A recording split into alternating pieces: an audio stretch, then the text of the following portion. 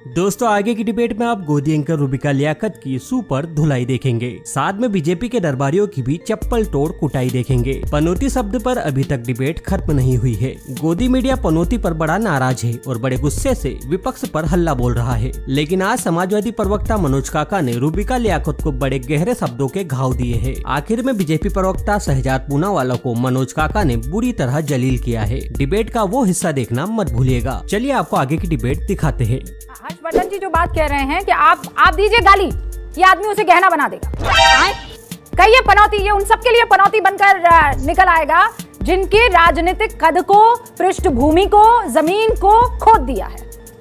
Hi friends, स्वागत है आपका अपने यूट्यूब चैनल में एक बार फिर से। फ्रेंड, बहुत दिनों के बाद हम गोदी मीडिया की कोई डिबेट लाए हैं। काफ़ी हम पहले रिएक्शन देते थे गोदी मीडिया पे, तो काफ़ी दिन से हम रिएक्शन दे नहीं, बट आज हम आपके लिए आए हैं गोदी मीडिया। देख लेते हैं, बहुत ज़्यादा इंटरेस्टिंग वीडियो वाली है। वीडियो जो है नेशन लाइव की, इनके चैनल का लिंक जो है मैं डिस्क्रिप्शन में दे दूँगा।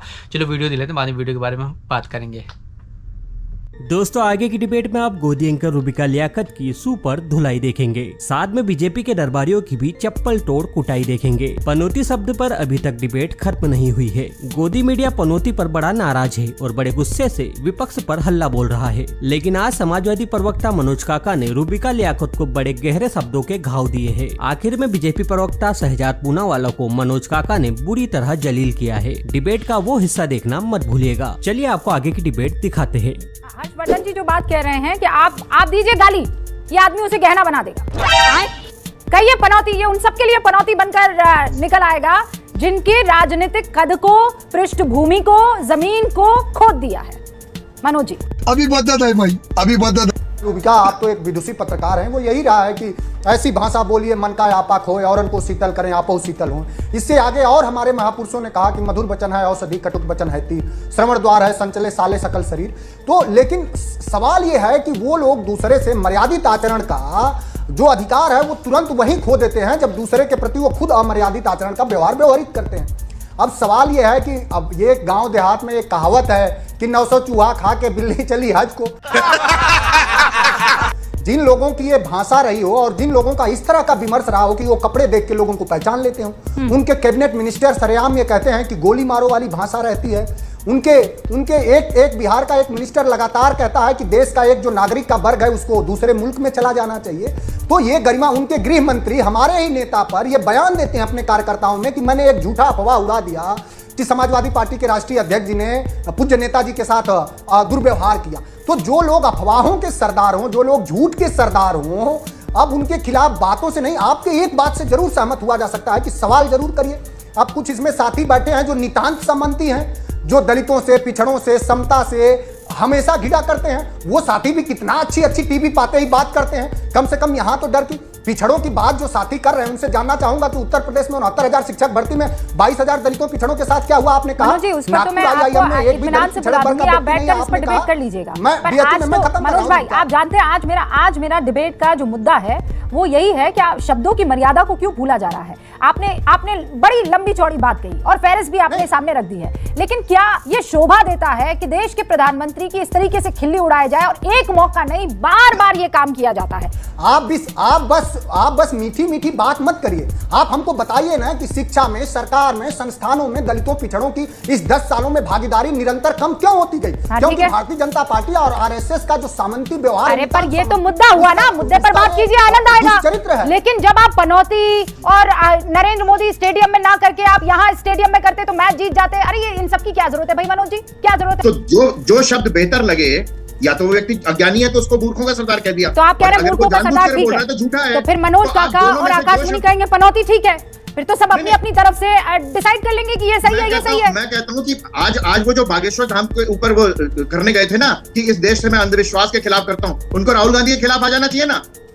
मनोज काका आना चाहिए ना उनको। मनोज काका जवाब दीजिए और उसके बाद शहजाद पूनावाला मैं कर रही हूँ, आपको रुका रही हूँ। हाँ देखिए व्यक्तिगत टिप्पणी तो नहीं होनी चाहिए, लेकिन जो लोग ऋण विहीन हो विशेष प्रवक्ता हो, वो कोई विश्लेषक नहीं है। उनको विशेष प्रवक्ता एक हिंदी में सुधार करके अपने नीचे विशेष प्रवक्ता लिखवाना चाहिए।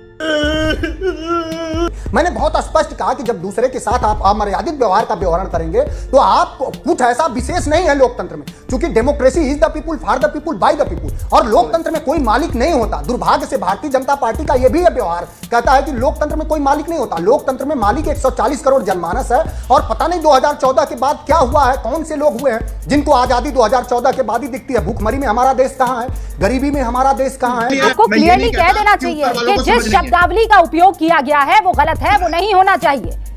वो चाहे कमलनाथ जी की तरफ से हो, चाहे वो राहुल गांधी की तरफ से पीएम मोदी के लिए हो, या कमलनाथ जी की तरफ से आपके नेता के लिए हो। अगर इस तरीके ये क्या बताता है कि हम बेस्ट हैं?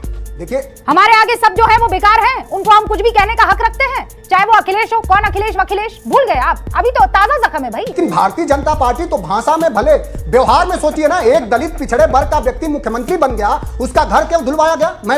पीएम पनौती, पीएम की पोस्ट से पनौती है, यदि मैं उस पर ना बैठूं, ये सामंती सोच है, इसका विरोध मतलब प्राइम मिनिस्टर पनौती मोदी।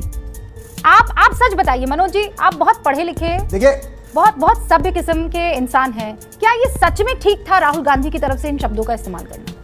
देखिए, जितना सहजता से आपने सवाल किया उतना सहज ही इसका उत्तर है, और उसके पूर्व में भी मैं आपसे स्पष्ट करा है। समाजवादियों का मानना है कि राजनीति में भाषा नहीं बल्कि व्यवहार की भी बहुत सूचिता होनी चाहिए, लेकिन भारतीय जनता पार्टी उसके कहीं भी किसी भी स्तर पर वो आदर्श का पैमाना नहीं हो सकती। इस देश में आदर्श का पैमाना जो भाषा का था वो डॉक्टर लोहिया थे, लेकिन ये भारतीय जनता पार्टी के लोग जो निरा लंपट हैं, और वो व्यवहार भी इस देश में दलितों भाषा की बात करते करते आप भी तो उसी भाषा पर उतर आए ना, क्या जरूरत थी उस शब्दावली के इस्तेमाल की? अबू आजमी और आजम खान कौन है भाई? अब मैं निजी आप लोगों को उस मसले पर नहीं लाना चाह रही हूँ। सुनिए सर, मैं कंक्लूडिंग रिमार्क पे पहुंच रही हूँ। बातों पे आओगे आप तो मैं आपकी इतनी वीडियो दिखा दूंगा। जो लोग रोज दरबार बदलते हैं वो सुचिता की बात नहीं करते हैं, कल के दिन दरबार कोई और होगा तुम्हारा। फ्रेंड्स, बहुत ज़्यादा इंटरेस्टिंग वीडियो थी। तो पहली बार सुना मनोज काका है, इनका नाम था, एसपी के प्रवक्ता है। पहली बार सुना इनको मैंने, किस तरह से जो है उन्होंने बिल्कुल जो है लॉजिक की बात करी। तो वर्ल्ड कप के फाइनल में जो है मोदी जी को कुछ लोगों ने पनौती बोल दिया, पनौती आ गया तो इससे मैच हार गए। उसके ऊपर बीजेपी कहने लगी कि माफ़ी मांगे, राहुल गांधी माफ़ी मांगे, जिन्होंने पनौती बोला वो माफ़ी मांगे।